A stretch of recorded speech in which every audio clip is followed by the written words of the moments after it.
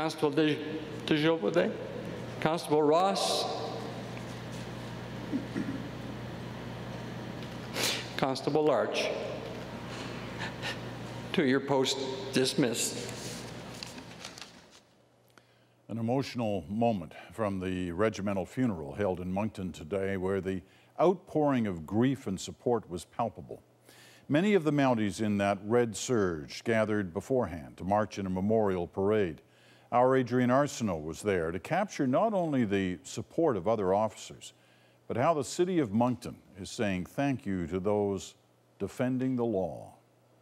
Talks of thousands and thousands of uniformed RCMP officers coming into the city today. Like upwards of Moncton's thank yous, you know by now, are ubiquitous. At times, harder to spot the billboards without them than with them. And some thank yous are more subtle. Thank you very much for your service. Thank you. Please.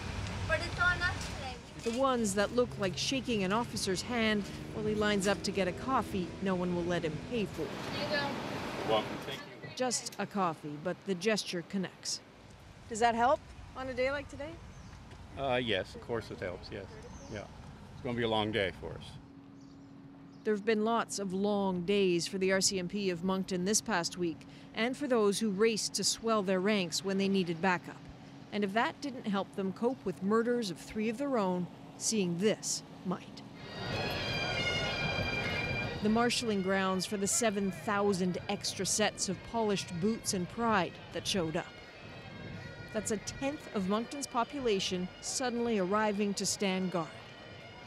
From parts of the U.S. and throughout Canada, each officer with a mind swimming. An 18-hour drive for Constable Marty Lessick and his dog from the London, Ontario Canine Unit.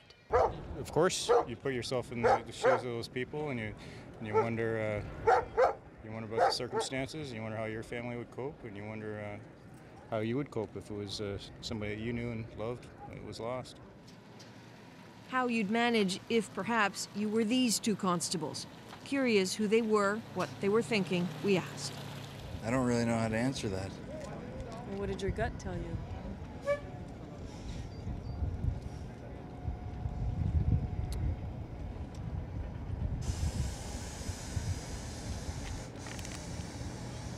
I can't talk. You just can't? You No. can't.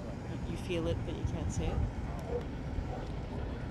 Yeah, Craig knew one of them very personally, so I'm sorry it's about really that. difficult. Dave was in my van. For the training, for when they did their dog training. A dog handler alongside Constable Dave Ross. To be that open with words, to be so physically embracing of each other, clearly not what some are used to, particularly the officers long retired. You know, nobody really talked about that kind of stuff for, you know, crisis intervention, but it's good that they have it now. I really think that it's something that's necessary in this job. People think there's no stress.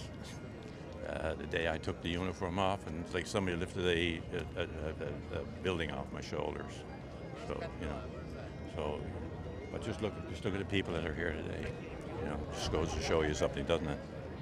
Do you wish you'd had that crisis intervention for you when you were a young man? Oh yes, yeah, very much so. I know you were thinking about it. It's surely a different world now. The young Red Cross volunteers telling stories of elderly people, even children, seeking them out for counseling after last week's murders and standoff. They're still processing. Many ready to talk, more ready to listen. It's not always easy to measure generosity, but it is here in Moncton at the moment. When the call went out on Sunday night to say that extra rooms and homes were needed to house all of these officers, the people of Moncton responded at the rate of 1 call a minute. Within a few hours, everyone was accommodated, but the calls kept coming. If officers didn't need a place to sleep, could people cook for them? If they didn't need food, could they drive them? And don't think it hasn't been noticed. I see all the signs coming over here. It was like it just hits like a soft spot.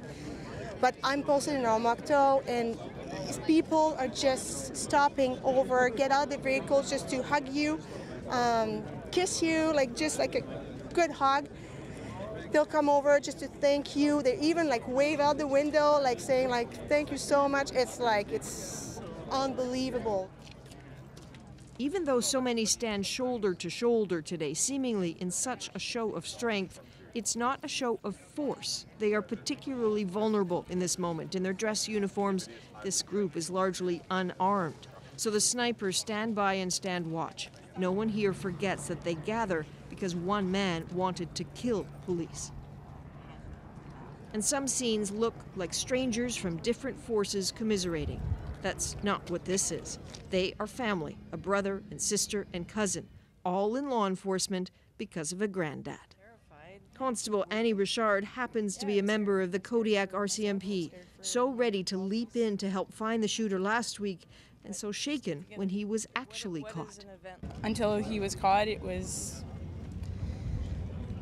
the adrenaline was still pumping, and we need to get him, and that's what we do. We get our guy, and until we got him, we still had a job to do. And then once he was caught, then it was reality that this had actually happened. The reality that those were her 3 friends gone. It's not just the men and women in uniform still replaying the days. From a respectful distance, Monctonians too, back there in their minds. You can't fathom it. It's not within our experience. We don't have those kind of coping skills here. We're not supposed to need them. Nor did they know what to expect of this day, the funeral procession. By design or perhaps default, starting and traveling right through the same Moncton streets locked down last week. The bodies of the 3 officers in front, of course.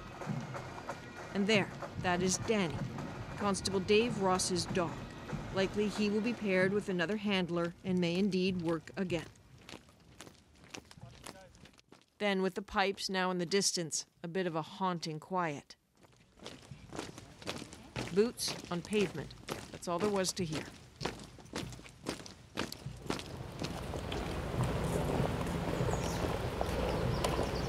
Left, right, left, right, left. Those who'd come to watch seemingly froze in place. Asked about moments today, this was it, some said. A city seeming to hope that the image of a single gunman in camouflage gets replaced in the collective memory by this, a sea of red surge. Adrienne Arsenault, CBC News, Moncton.